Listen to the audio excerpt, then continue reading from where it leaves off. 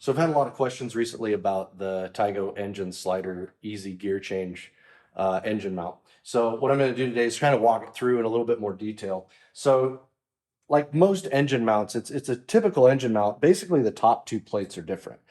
The first thing you want to look at though to make sure it's going to fit your car is you need to make sure that you have an international engine rail. And so, for instance, our engine rail is about 3.5 inches center to center for our engine rail. And so when you put the base plate down on here, on our car, we actually have a sticker that marks where the ideal engine mount is located.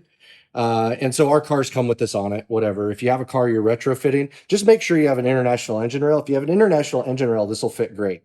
If you have a Minicon, you'll have obviously your own engine mount here. We also sell two plates that are custom for the Minicon as well. So anyways, what you want to do is you want to put the base plate on like that. And then with a standard engine mount, you're going to have the bottom two brackets that come up underneath of the car like this. You're going to mount those on. I'm going to stick one in the rear. So then once you have the bottom brackets on like a typical engine mount and you have the bottom plate on, you may not be buying this portion. You might be buying just the two slider plates.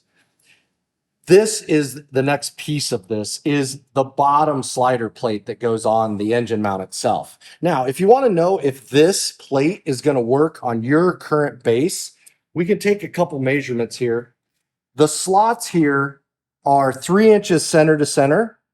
So if you have 3-inch center to center, then this plate with the grooves that are on it, which is 4 3/4 groove to groove, this plate will fit right on your engine mount itself, just like that. Actually, I have it on backwards, goes like this. This then allows you on a typical engine mount, and probably the one you already have, to slide left and right. And you can decide where you want it to land as it slides left and right. We're often sliding to the left to try to get left side weight. This plate comes with 4 bolts. You can see that there's 2 flathead Allens here so that they sit flush and they don't hit anything. And then there's 2 more on this side. You can use any of these holes. These holes are threaded. There's also 2 nuts that hook this plate, lock it into place on top of the engine mount that hooks to your chassis. So what I'm going to do is go ahead and thread these down in further. Grab my Allen. Thread these down in further. Now they're flush and they can't hit the top plate. I can still slide it back and forth because I haven't put these nuts on. I'm not going to put these nuts on right now just because it's not necessary for what I'm trying to show you. The next portion is the top plate.